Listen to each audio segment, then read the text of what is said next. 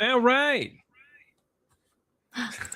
And we're live in We're real life. here. Yeah. Yeah. And it's actually streaming on TikTok. Oh my Lord. TikTok, you fickle, fickle lady. TikTok doesn't like us. No, not at all. I don't think TikTok likes anybody. Yeah, that's true. How is everyone? Hello, good evening. How's it Hello, going? good. I'm doing great. I should also stream on my TikTok, but yeah, I should start up as well. Yeah, You I definitely should. Hold should. on. Yeah, I should. All right, so Amanda, this is episode 2. Welcome back. It wouldn't be episode 2 without some type of technical difficulty. So tell us what happened on your end. Everything. It all went to shit. It's all right. But we fixed it, and that's all that matters. It's fixed. Hopefully they can hear us. We have a brand new overlay. Can everyone hear us? I mean, I can't read. All I can read is whatever TikTok chat we put on can here. for sure. TikTok can for sure. TikTok can hear us. All right, good. Yeah. Good. I should have your stream on the other screen. That way I could just see what people are saying on yours. Oh, you're fancy. You have 2 screens? Look at you. Oh, I got multiple. I'm a fancy multiple screen type of person. I don't know if anyone knew this, but you know, I do television and stuff. So, you know. Oh. Well, we are live on YouTube. Okay, good. So we're live on YouTube. We're live on Facebook. We're live on Twitter. We're live with on sound. Yeah, Mi Gente, no. Oh my God, I remember Mi Gente from way back in the day. Way back. Yeah, Mi Gente works. Mm-hmm. So you know what we're missing? What? Our guest. We're missing our guest. Did you send them the link? I did. The add guest link. Where's our guest at? And you got to introduce. I don't know. So the guest is a really good friend of mine, Anne-Marie, who is also the person who runs News Creator Corps, which is a cohort that I was a part of. They teach you about journalism and all kinds of fun stuff. They also have their own TikTok account. I'll let them plug themselves when they get here. We'll see what happens. If not, you know, we're good. We'll rock and roll. Yeah, we'll manage. And we're also live on Twitch as well. Yeah, what's up, Twitch? Hello, Twitch. How's it going? I'm also live. I'm gonna check on Twitch. I'm also live on TikTok right now. It should be working. I don't know if anyone joins. Listen, I'm just here to have a good time. You know. Me too.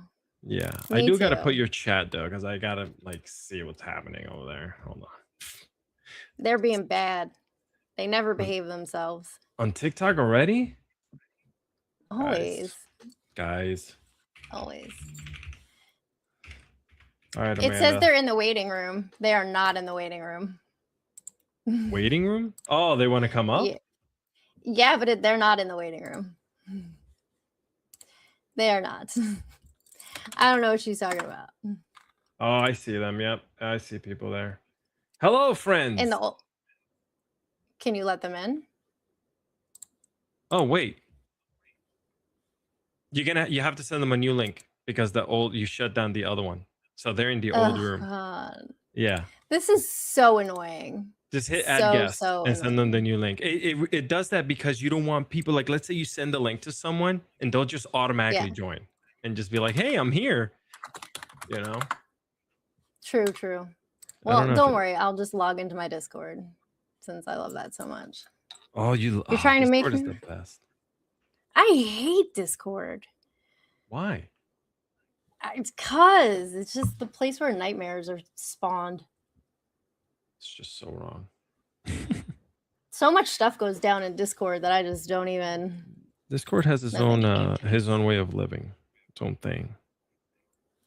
It is crazy town. I can't see if I'm live on my own. Can I have to switch accounts? It's so weird. Let me join my own. Oh, there we go. Yeah. I join from my backup account when I do it. All right. I feel like we should get into it. What do you think? Oh God, I just heard myself. Yucky.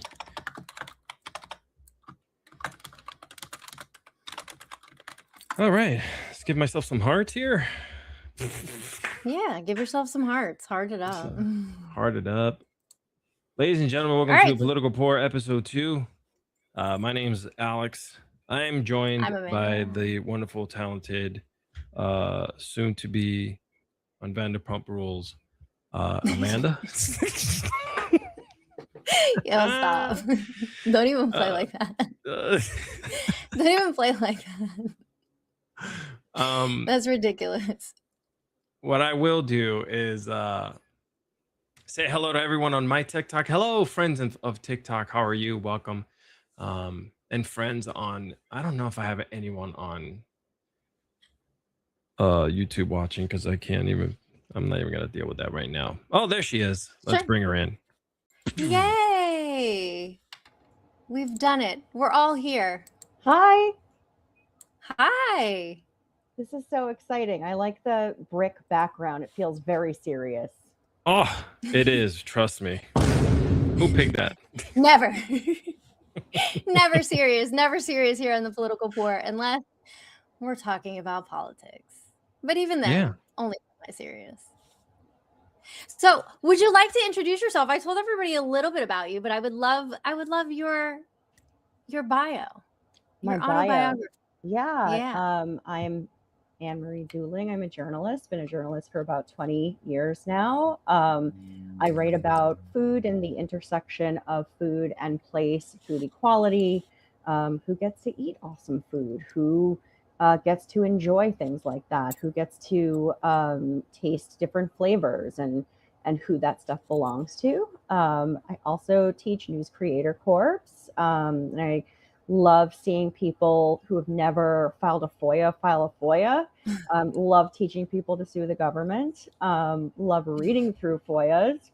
Love teaching people here in Philly how to file a right to know request against our absolutely crazy mayor. I have a poodle named Lenu who has an Instagram, and people like her.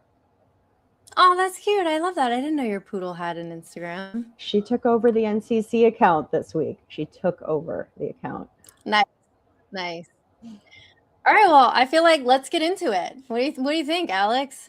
I'm down, man. I'm getting some good comments already on TikTok. I see you, Joker. I did hear that, and we'll get a little bit into that maybe afterwards as well. But yeah, so I'm happy to have you here tonight. We're going to be talking about three topics that we're going to be going over. Last week there was we talked about the UFC fight being thrown on the White House lawn like it's a backyard barbecue. We got into the Iran ceasefire, right? And we also spoke a little bit about Ashley Sinclair, who I don't trust yet, but people were telling me otherwise. I don't know how you feel about it, but I'm a little weary. Keep at our arm's distance. Yeah, I don't trust people very easily, and she's already on my radar for having a child with Elon Musk. So Elon is something. She's a very the leopards are eating each other's faces person. Just watching them all turn on each other is pretty interesting. So I agree. Right? I love it. Every time I see something like that, I go, the girls are fighting. For sure. But friends, tonight we're back. We have 3 more stories, as I mentioned before. These are serious ones because there's the first one that we're going to talk about. They're actually out there right now. Things are happening. Things are going crazy. We're going to be talking about what's happening in Newark, New Jersey, at the Immigration Detention Center, DELANEY Hall. We're also going to get into the health of the President of the United States. And we're going to ask ourselves some questions that a lot of people are getting in trouble for, getting put on lists on the whitehouse.gov website, which I went and looked at. That's pretty crazy. And we're also going to talk about a voting bill that just continues to fail again and again for our poor old President Donald Trump. His Republican Party is also looking like it's starting to show some cracks in the system. Obviously, you got a lot of people in his party that are just ultra MAGAs that are just nothing is going to stop them from being who they are and following who they want to follow. But let's start with the first topic. Let's not waste you guys' time. Amanda, I'm gonna let you take over this one, start it up, because we're both from up there, right? We both spent a little bit of time in Jersey. In Jersey, yeah, So this is not that far old from where stomping we. grounds. Yeah, exactly. Yeah, right by where I grew up. Uh, Before I get into that, though, I want to say that I have not yet made the White House list, and that means I need to try harder. So right now in Newark, New Jersey, there's a private jail packed with immigrants. Some of them are pregnant women, elderly people who have been on a hunger strike for 2 weeks because they say that food has maggots in it and sick people inside cannot get to a doctor. The government is saying that everything is fine, and Congress members who went inside say they were absolutely horrified. And the streets outside have turned into a war zone. So what exactly is Delaney Hall? Well, it's a private immigration detention facility that's located in Newark, New Jersey, and it is one of the largest immigration detention centers on the entire. Oh, it is. I'm sorry, it is the largest detention center on the entire East Coast. So, what do you think about what's going on over there, Alex? I know we both have some friends who have gone out to Delaney Hall and have seen things firsthand. Well, I've been keeping an eye on exactly how things have been going down. I mean, just today alone, I was watching some live streams. It seems to me like there's this. I don't want to compare it to what happened in Minneapolis, right? That kind of went out of Mhm. control really quickly.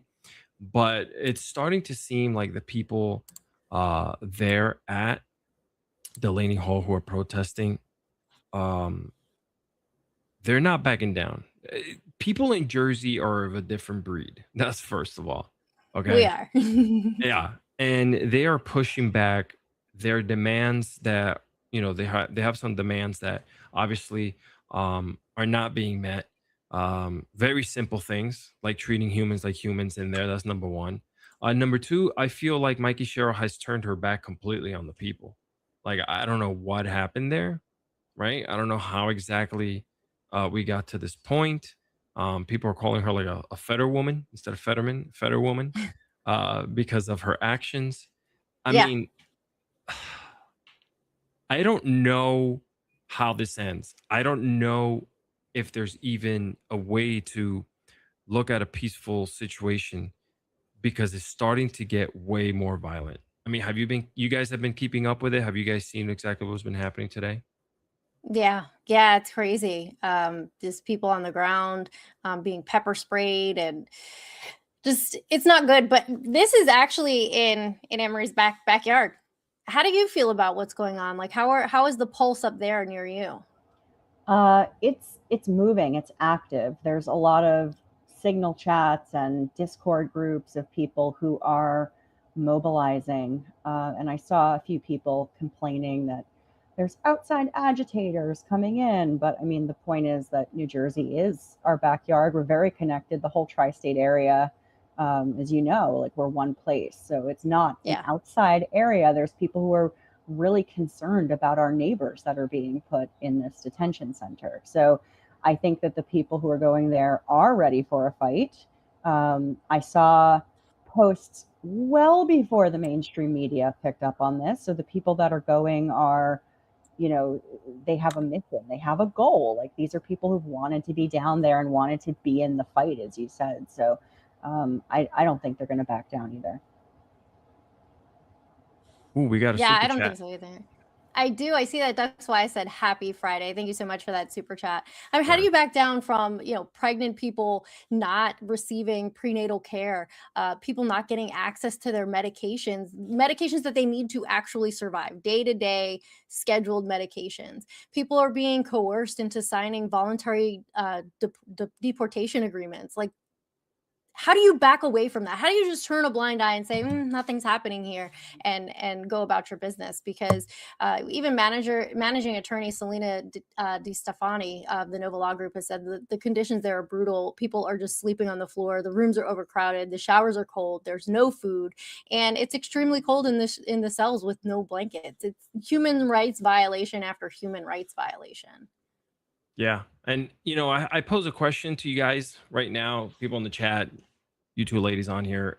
Honestly, is this what America First looks like for the people who basically do all the jobs that nobody else wants to do, right? Which is clean our buildings, work in our farms. Like, there's farmers, there's people getting hits, taking hits, and you saw today, Trump, was at a like this farmers convention thing. I wasn't paying attention to because I was so busy Oh my today, gosh.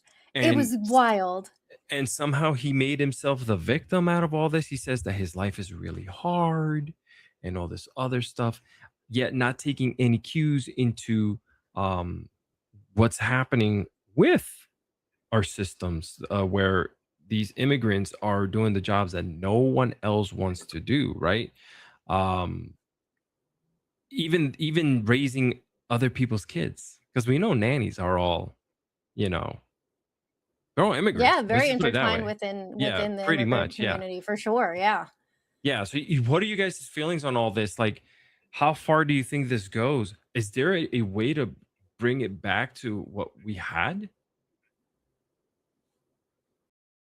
Emery, did you want to go first? I don't know what we did have. I think this is always America. I think it's just been quieter and, hidden in other ways, but I think this was the plan. Like they didn't hide this. This isn't like a side thing that happened. And I think what I'm more worried about is that we're looking at this one detention center, but this is probably what all of those detention centers are like. And this is just the one we're looking at right now. And this Yeah. is for one group, right? Like we don't know what detention centers are planned for other groups of people. So I think I'm more concerned that like the ideas have come to full fruition. But I think, if it wasn't a detention center, we'd still see wild inequality. And I think I'm just more disappointed that more Americans are just going about their daily business. Like this is the time to stand up, and I'm a little disappointed in us, but I think we were raised this way. Like we were told to be polite and sit down and not worry about things and let those people be in trouble and they have nothing to do with us. But it is us. It's our people. Yeah, I don't foresee anything changing in this situation. I only see it continuing to get worse no matter how many lawsuits there are. Trump is very set on his agenda of deporting as many people as possible, and the only way for us to really even begin to come back from this is the midterms. And even then, it is going to take quite some time to undo what has already been done, and probably through the remainder of Trump's presidency, as long as he does not remain, the Republicans don't remain in control of the House and the Senate, it will go into whomever is our president next. Yeah, and it's kind of nuts because I know you had mentioned like, it's always been like this. It's just been quieter. But this, I think, has been taken to the extreme, right? We've known that we've always deported people out of this country. This is, this is just the way that the system is set up. The system's also set up for a lot of people to fail. Like if you try to go through things the right way, the system takes forever to help you out to become a citizen, right? So like there isn't a one way, like everyone wants to yell at these poor people, these poor immigrants, like, oh, you should have came in the right way, and also, all right, you come in the right way, you're still sitting there in a waiting period, right? You're still being told that you can get, your citizenship. And I know people that were waiting for years and years and years, and I mean decades, and they just finally got it. It's nuts. I don't think our system. I don't know. It's a double-edged sword, but I think that there's a humane way of being able to treat all these people that are not here, quote unquote, legally, right? And then you got all the people, the inhumane treatments of treating these people like animals and putting them in cages as if they don't exist, like, to in a context with another human. Like you just got to treat them like dirt. That just makes no sense to me. And listen, as a Puerto Rican man and just as a Latino, I knew the minute that he got into office, this is where it was all going. He doesn't I mean, care. on just by looking at the statistics, on average, one person every 6 days is dying in these facilities Yeah. across the United States. That is unexcusable. Yeah. We should not have people we're in charge of their care. We're in charge of their food and keeping them alive and providing medications. We should not in this country where we have access to those resources, we should not be keeping them from these people that one person dies every 6 days. That's inexcusable. And for those of you who aren't sad. mad, you should be. Yeah, You for should sure. be furious. For sure. Yeah. We're gonna keep our eyes on things there at Delaney Hall, obviously, as things continue to escalate. I'll be up there in a couple weeks visiting family, which I mean, they live literally about 15 minutes away from where this is all happening. This is my old stomping ground. So like I'm obviously gonna go take a look and see what's happening up there. And hopefully I won't get pepper sprayed and thrown somewhere and put in a cage, because that's when I'll get angry. I mean, I'm getting angry now, but gosh. Anywho, let's move on to Alex is topic. gonna be. Yeah, there's certain words I don't want to use. I saw something come in that I got restricted on my life, so whatever. I must have said something that pissed them off. Let's move on to topic number 2 here. Is the president of the United States okay? That is the question I'm going to pose. I'm going to say something that most of the media is afraid to say. Plainly, there are doctors, neurologists, and members of Congress right now raising serious questions about whether the president of the United States has suffered a stroke. Okay. And if he's hiding the results from the American public, which I think there's a lot of that going on, and is he cognitively declining in a way that the country can see with their own? I mean, the man is he is falling asleep on camera. You can't Every hide time. that. You cannot hide that. Friends in the chat, please chime in on this, because people are telling me that it's all AI, that we're creating a fake narrative. I'm getting yelled at about it all the time. They're like, "Why are you posting this? Obviously, he's not asleep. He's sitting there listening." I'm like, "Bruv, come on, come on. Let's keep it together here." Um, Listen, I don't know why there was such a double standard, even from the Democratic Party towards President Biden in his term, about what was happening with him, his slurring speech, the way he wasn't like remembering things, his debate problem, blah blah blah blah blah. It went on and on and on. Yet I don't know if it's because the media is scared that he might say something, because he runs everything right now, right? He has the power to like shut people down or whatnot. But there has to be accountability. Also, Right. how do you go about, like, damn, how do I phrase this? I mean, even his doctor's visit schedule is abnormal. Everything that they say and everything that they put out is a lie all the time. Or they twist it, even if it's something that's truthful. There's always a twist in it, right? I don't understand why. So I'm going to pose this to the American public, right? The American public, we have a right to know if the commander in chief is physically and cognitively able to do the job, right? Why? And I'm going to pose this question to both of you guys and everybody in the chat. Why is the media afraid to say it? I'll start with Amanda. Go ahead, Amanda.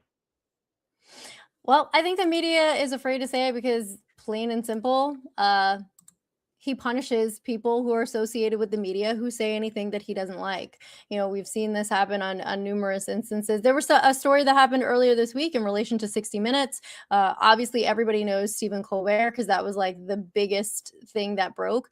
But even before that, even before this administration, back into his last administration, anytime the media said anything other than Donald Trump is the greatest man alive, he was like fake news, trying to discredit the media, trying to silence the media by lying, and then telling everyone that they were in fact the ones who were lying. They're just the administration of dishonesty, realistically. As a journalist, how does it make you feel, Anne-Marie?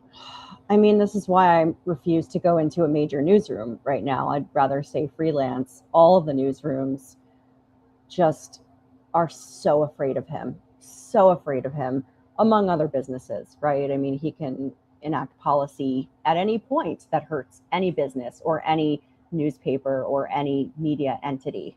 But this is fear on another level. And the people that are remaining in the newsrooms, unfortunately, because I'm sure you've seen the headlines of how many journalists have been let go or are, suddenly leaving their company. The folks that are left are totally okay letting this go on. The folks who have courage have been removed from these newsrooms systematically over the last few years. They are terrified of him. There's also this very strange standard in the media where we are told to be unbiased, which is not a real thing. Cannot. Everyone is a human being. And that unbiased has always actually lent towards we've got to be kinder to conservatives. And I'm not talking run-of-the-mill Republicans from like a decade ago. I'm talking about MAGA. We have to be kind to these people. We have to do the diner interviews and see how they feel. We have to do these interviews and see if all the policies about eggs have come to their, is your farmer's market more friendly to you? It's always been that way. It's never said we should be kinder to like the anarchists. Like, let's see how the anarchists are doing at this point. That's never been a thing. It's always been like, be kind to the conservatives. Why do you think that is? Don't ask me. They took me out of a newsroom for not doing it. So, well, good for you. I mean, I'm sorry, but also good for you. Thank you. I'm doing great. We need people like that. I have to ask you guys now. He's right hand dominant, right? And I've noticed that he is constantly, and even yesterday or the day before, he was holding up posters talking about how big his pool is. How it's bigger than a freaking building. Pool. Yeah. Like, really, bro? So he's constantly sheltering that hand, cradled. It's always left unused. It's bruised. Is that a tell of what could possibly had been a stroke? Like, do you think that there's something there, or are we just trying to fill in the blanks? Like, I don't want to be the conspiracy guy, and I also don't want to land on that side of things where I'm thinking all the time, I think this happened. No, but when you look at it and you're listening to doctors and you're listening to facts outside of the people that he goes to see at Walter Reed and whatnot, they're telling you one thing. They're telling you that all the things that they're seeing is starting to look like there was something there. Do you guys agree with that or no? Oh, he's ill. Oh yeah. He's ill.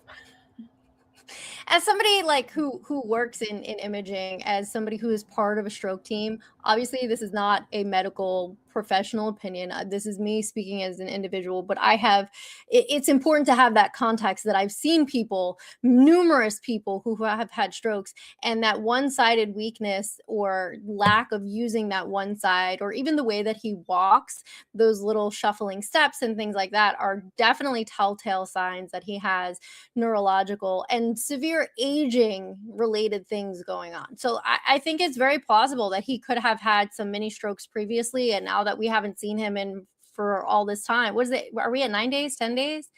Yeah. That is very possible that he did in fact have some type of medical event, and they're hiding it.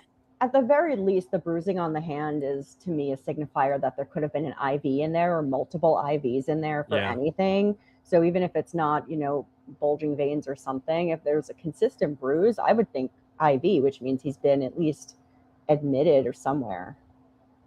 It's also indicative that of long-term blood thinner use, like warfarin, can cause bruising in the hands, and that is typically given to people. Blood thinners for daily use are given to people when they have AFib, and we already know that he has been diagnosed with venous insufficiency, so he does have cardiac problems, and cardiac problems are often precursors to strokes. So all the signs are kind of pointing towards, there's something that happened. I mean, for sure. Only time will tell. Yeah, I mean, listen, the Walter Reed results are being withheld. If results show excellent health, why are they not releasing everything to us, right? I mean, Fox sat there for days and hours and minutes on end talking about, wow, what are they hiding, and what is Kamala hiding, right? Like, what is the Biden team hiding, and why release this and do that? No one asks a damn question. No one. No. But that's all starting to end. Now let Amanda bring up the next story here, our last story for the day here on the Political Pour, because the cracks are forming. Yeah, it's wild. It's wild. So let's talk about our final topic for the night. The Republican Party has spent years telling us that they are a unified force behind Donald Trump. But this week, in one 24-hour window, 4 Republican members of Congress broke with the president on a war vote. 4 Republican senators blocked his signature voter ID bill for the second time. And Trump went on social media and called his own party members bad Republicans and unpatriotic. So you're right. The cracks are showing. They're getting bigger. They're getting louder. But the Save Act is right at the forefront here because it did not pass yet again, and that is his beautiful little baby piece of legislation that he has said over and over and over again that people that he wants Congress to pass. So why do you think they voted no, though, Anne Marie? I don't actually have any idea why they do anything they do. I Fair. That's a great I answer. feel like That's the end of the sound. show, folks. Have a I'm great not a evening. conspiracy theorist, but I feel like there's no rhyme or reason. I feel like for the last, God, when was his first term? I don't even know how time works anymore at this point. It has just Yeah. like the timeline doesn't make any sense. There's no real answers for anything. It's like whose friend is who got upset this week. So when I say anything could be anything, I literally feel that way. It's like, well, who made anyone upset this week? Like, who was the person who was bad? Who said something on Twitter that made someone upset? Because that's like what moves the stock market and what changes laws these days.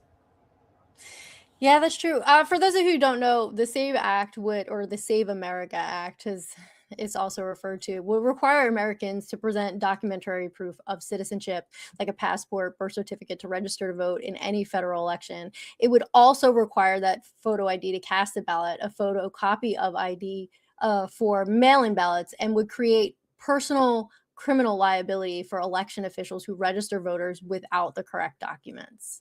So it's a pretty serious piece of legislation. We also know that it has the potential to disenfranchise millions of voters, particularly people who have changed their names since birth.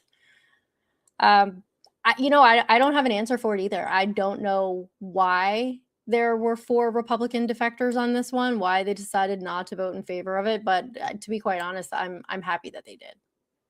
Yeah, I feel like what's happening right now is, it's not that they're, turning woke or anything like that, right? Like they like to say to each other. I think what's happening right now is that they're seeing that their own people who they're supposed to represent are going to be getting hurt by this, right? They think that one of the reasons this has to go through is because there's this major amount of only Democrats, by the way, uh, rigging elections and whatnot, right? Only Democrats. And they feel like with this, Republicans will save America forever. When in reality, we know the facts, right? That it's a very, very, very minute, like very small amount of fraud being found in uh, certain parts of the country with when it comes to voting. I don't know. This is symbolic in a way that for me is like, okay, cool. You're gonna go up against him, but is it only on this piece of legislative, only on this thing that you might hurt the people around you, might hurt your chances for running for whatever uh representation you might be running for in Congress, and is that the only reason? And are you still gonna go turn around and lick his boots afterwards? That's what Yeah. I want to know, right? Because he is. uh, there's a lot of bad words that are running through my head that I'm not gonna use. Okay, The bleeps aren't on. Don't do it, the Alex. bleeps are not on. Okay, what I want to know from you guys though is this enough for him to kind of blow things up and try to just push on anyway and do what he wants anyway? Um, get more people behind him on other ways to kind of like maybe backdoor this into some type of bill, because he does this a lot, right? So Mhm. we know his slush fund went away, but he found another way of getting $70 billion for the next 3 years, right? Without any Yeah. questions. Do you think there's a way for him to kind of backdoor this his way into um, getting something like the Save Act passed, or getting these Republicans that defected on this kind of say, oh, you know what, that all sounds good. Let's walk alongside with him on this. I think you bring up a really good point that he's going to do what he's going to do anyway. And whenever something big happens or he talks about something incessantly, I always kind of think of a magician and I'm looking in the other way because I'm wondering what's the actual thing he's going to try to do. And so I wonder if this Yes. is one of those, right, where he's like, Save Act, oh well. And then there's something horrific that he's been doing quietly up his sleeve. I don't know. No, I agree. I agree. I mean, that's his pattern of behavior, right? He consistently does that, and he's done it. He did it with the Epstein files. He's there. There's just no reason to believe that he wouldn't be doing it now, because he's always, especially with his voter base, look over here, something shiny, and then he's doing something nefarious on the other side. I do think that they are going to end up sneaking into a piece of legislation, and that piece of legislation is going to be budgetary, because that they can shut down the government with. And it's going to force them to vote. Why is it so hard for him to understand how Congress has worked? Why does he feel like he needs to change the narrative and the rules around? Like, that's an honest question, because I beat myself over the head when it comes to the fact that I've seen, I served under Bush, right? I was in the United States Marine Corps under Bush, right? I don't remember, maybe it's because I was young and there was a war going on, but I don't remember things like being at this level, right? At the level that they are right now. Even in Trump's first term, there was things that were pretty bad, but I don't remember being like to the umph degree that they are right now. I mean, Bush and Trump are fundamentally different people. It really all it comes down to is Trump doesn't understand consent. Right. He does not understand what the word no means. And we see that through so many different parts of this man's history, that he just does not understand consent. And he's emboldened to act the way that he acts. He has not been told no. So it's not a question for him. They say no to this. He says, I don't care what you say. I'm going to do something else because I can do whatever I want. There is no such thing as failure. It's actually really, I'm jealous of it. I mean, I live right near Atlantic City, and we know he just destroyed Atlantic City. He, know, ruined it for many business owners. And I wish that I could like wake up and destroy a city and still be like, I'm so awesome, I'm going to run for president. Like there's a special kind of thinking involved in that. So saying no to the Save Act does not mean anything to him. No, I mean, it's the same thing with the War Powers Resolution too. I'm concerned as to what he's going to do with that. Yeah. I mean, he still has time to come up with something, unless something else happens, or you know what I'm saying? Like, there's something. I mean, I'm not advocating for that, but worst you never things have know happened with this administration. Yeah. Hey, listen, this administration is gonna push, they're gonna pull, they're gonna try to do everything. They're gonna try to flood the system, they're gonna try to tell you, hey, this is happening, this is happening, this is happening, and then you have to, in your mind, figure out where you want to go and which one you want to follow, and whatever you decide to follow. So if you decide to follow C, well, A and B now is still happening, but you're not putting your attention on it anymore, right? So like we moved on to different bills, we moved on to different things happening, like what happened in Minneapolis with ICE. That kind of just went quiet for a couple minutes, and now things are, look what's happening in Delaney Hall, right? It's starting to rev back up, Right. So we're being led in so many different directions that there is no, it's one disaster after another. Yeah, and there's no real answer. And I have friends who live in Australia. I have friends who live outside the United States. I have friends who moved out of here and went to Spain to literally just live out there, because they said, I can't live in this country. I can't raise my kids in this country knowing what's happening right now, right? I think, to sum this up, right, the fact of what's happening in Delaney Hall, what's happening with the fractures within the MAGA party, and I just feel like we are a laughing stock. That's A, right? B, was this system set up to make us citizens fail, like the government? Was that set up in a way to make the system only favor these people with money, these billionaires, these government, employees, and we just sit here and take it? Because I'm a loss for words.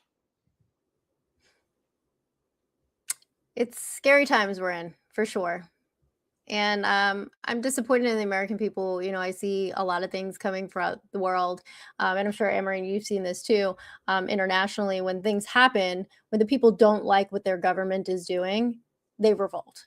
For example, just the last couple days in Brussels, in Belgium, they did not like a decision that their government had made. I don't remember what exactly the decision was. I can go look it up for you guys, and I'll put it out to you guys later. But they were in the streets lighting fires, protesting. Sure. Like, they do not play. And this is for any little decision. In Europe, they go ham, and we don't do Yeah. that here. In Greece, when something happens that the citizens do not like, the farmers come out in their tractors and block Yes. the roads. Yeah. They block. I have a house in Ioannina in Greece, and there's just, when something doesn't go right, there's fires. They are in the street. They are screaming. There's like socialist banners hung from buildings. Like, they make it known that this is unacceptable fully. Yeah. Yeah. And look what happens in France. Like, they just started putting quote unquote crap I love everywhere. France. Like, I just love literally France. everywhere. They don't care. But yeah, this this was our 3 topics of the day. Things that are happening this week, things that we got to be paying attention to. Obviously, what hopefully Delaney Hall does not turn into what we have seen before. Yeah. We're seeing. Listen, and shout out to the Knicks. They just won again. So if the Knicks win the next 2 games in New York, we're gonna have the streets of New York. We're gonna have New York on fire, literally. Then you're gonna have Listen, these people bleeding I don't into really care Delaney about Hall sport. and I don't angry. really care about sports ball, but I care about Elmo. Y'all need to back up off Oh Elmo. yeah, Elmo got. All right? Elmo got. Yeah, Back if you up want to off add an Elmo. extra bonus story, poor Elmo. Elmo got destroyed online. You didn't hear about that, You Avery? didn't hear about that? I saw it, but he's from New York, so I mean, Oh no, He's New just Yorkers a will eat friendly each little other. red monster. New He Yorkers said, will eat all each he other. said was, "I hope they both have fun." New Yorkers did not like that. Did No. not like that at all. They used a because lot of look, bad our words. sports teams never win. They never. New York is not a sports place. Now that, as a native New Yorker, now that I live in Philadelphia, I know what a sports place looks like. New York's not a sports place. Let New York win one thing, just They are. one game. Yeah, they got this one. I think I don't I don't want to talk sports, but yeah, they're in the bag. So those were our 3 hot topics of the week. We love bringing you stuff that I can see and we can see people are really passionate about, and what's happening right now with the fractures in MAGA, his health, and obviously what's happening in Delaney Hall with the immigration. It's all coming to it's a topic now that's continuing week to week to week to week. So with that being said, Amanda, do you want to Yes. let's since the phone systems, we're still trying to figure out phone systems, right? And Well, stuff you're like that. frozen right So now. You're I'm frozen. Right now. frozen, but Yes, can I'm you gonna can let you do that, and I'm gonna take it from here. but you can hear me. I can hear you. We just can't see you. You are frozen. Okay, that was your fault. Okay, you go ahead, do your thing. You know what? To be fair, it probably was my fault. I probably did touch something I wasn't supposed to touch.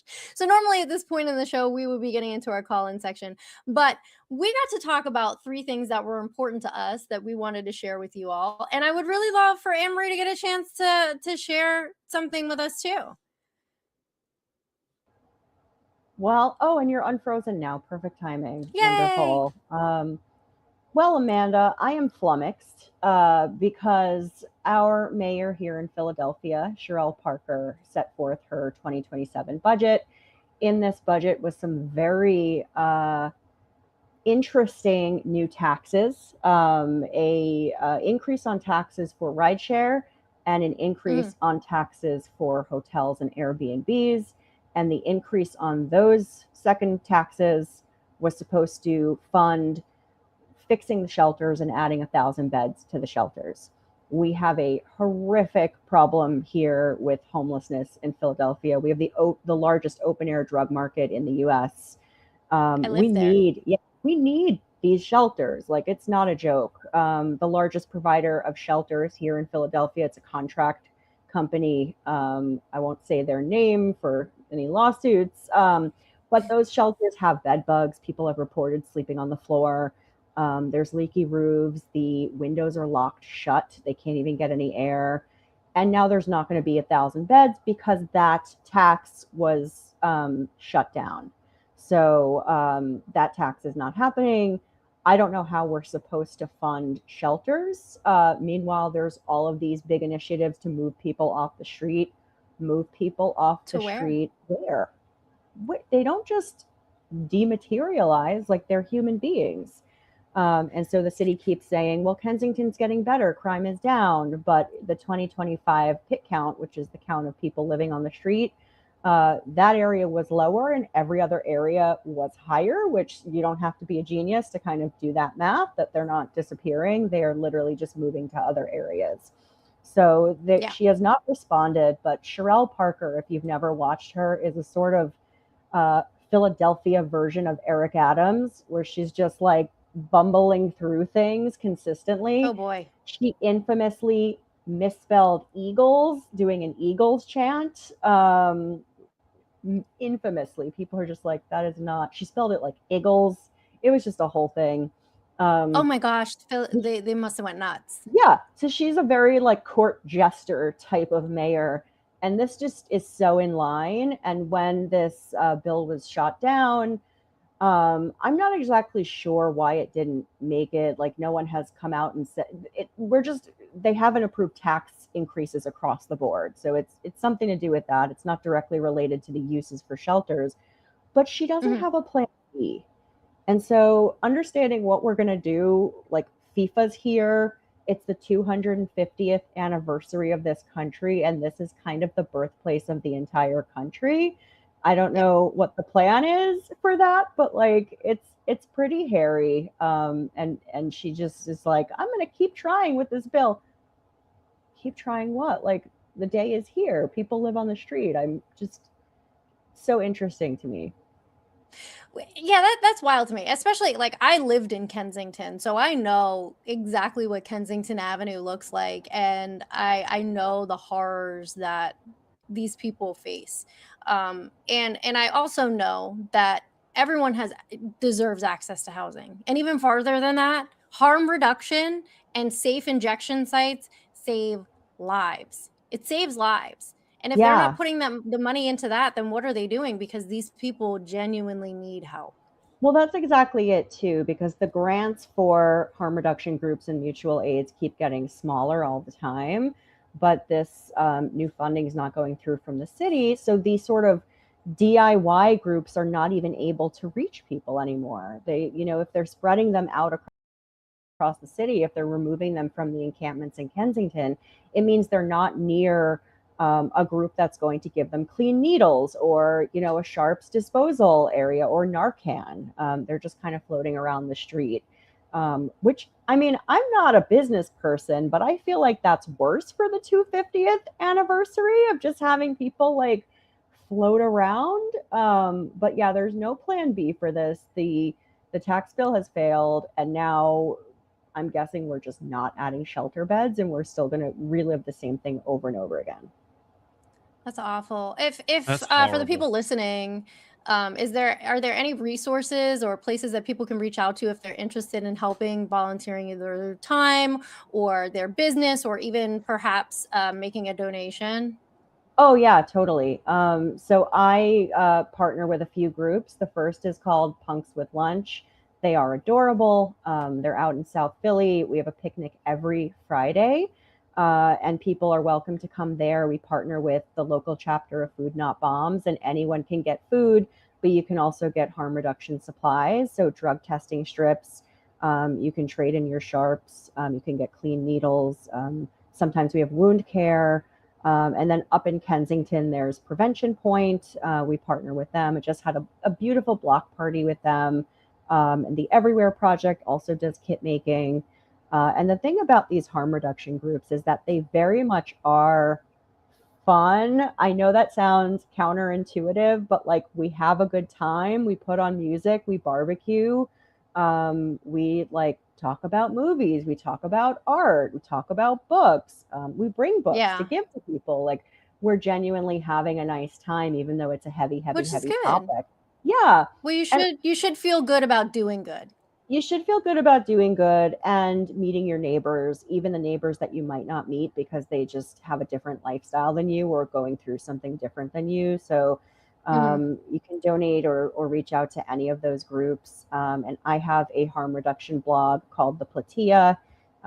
It's theplatea.com. And so I interview some folks. I write about their life situations. I write about what it's like to go volunteer because I think everyone should come out. It's one of the biggest problems in our country right now. It's not just in Kensington, but you should at least meet people who are going through this and understand what we're dealing with at scale.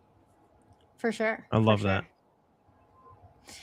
What do you think, Alex? Do you think I don't have very many comments to read tonight? They're very quiet. Yeah, everyone's very quiet.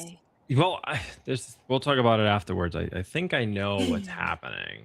I'm not gonna say it out loud because they're very quiet tonight. Usually, my chat is something. Yeah, they're something. They are something. Words that I won't say. Let's put it this way. When faced with Amanda alone on the stream, right? They tend to be a little more brazen, voicey, right? They tend to, oh, look, it's a female on stream. Let me just try to get in there and see what she has to talk about, right? But when it's met with, more people around, interesting intellectual topics that people are speaking about, that things that matter, they're just trolls, basically. They're not. Yeah, they're not here. They're here to hear themselves. But yeah, no. I mean, on my end, I want to thank everyone, man. This was episode 2. I want to thank everyone on, at least from my end, who decided to come on. I want to thank you as our very first guest for coming on here and kind of breaking our first guest. The guest cherry, I guess you want to call it. This is so fun. I am envious of your both of you have nice podcast lights, and now I feel like if I go on another podcast, I need to invest in like a light bulb. I can help you with that. You just send me a message. I'm just in my office, and you guys have like a beautiful. I feel like I'm at the club. I love it. Hey, I like that. Being in the club is good. Well, we do have drinks, so it's in community guideline friendly cups. Because it wouldn't be the political poor if we didn't have a drink, right? No, I drank before I got here. Yeah, I was ready.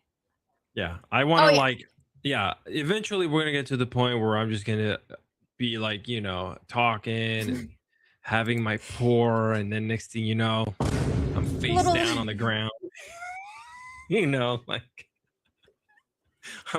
Amanda's here by herself, and it is what it is. I mean, the way this country is heading, that I feel like that might be a valid option. So 100%. Well, thank you so much for your time. It has been so wonderful to see you again and have you here as a guest. I would love to have you back anytime. Also, guys, make sure that you check out News Creator Corps. You can find them on Instagram is my favorite place to look at, see what they got going on. There's tons of information there for you about journalism, about current events, you name it. They got it. They also have a News Creator Corps cohort coming out for rural creators. So you guys should apply to that. Monday. Apply. Monday is the deadline. I read every application. Please. Nice. It is a wonderful program, and I learned so much. So if this is something that interests you, apply. Monday's your deadline, so that means you should do it tomorrow. Wait, and one last thing, too. We just opened our official Political Poor YouTube page. So if everyone here, please kindly go to The Political Poor, youtube.com/@thepoliticalpoor. Go check us out. We need 50 subs to start streaming on there. So go sub. It's free. We're not going to charge you anything to sub. So, it's the American way. Free. No, I'm just kidding. I don't know. If it's free, it's for me. Yeah, there you go. But yeah. All right, so that does it for us, right? Yeah, that's good. This is episode 2. That's it. Okay. So we'll see you guys next week. Stay loud, stay informed, stay real. We'll see you next time.